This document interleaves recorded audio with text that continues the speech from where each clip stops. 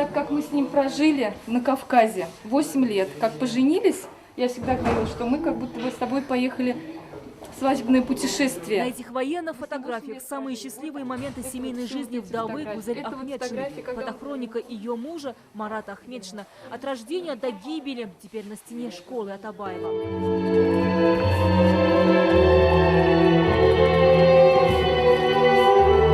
Это первый учебный год, как школа носит имя Героя России.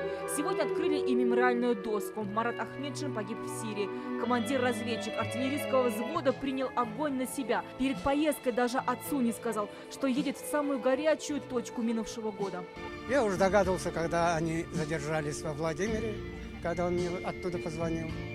Но не думал туда, я думал на Украину.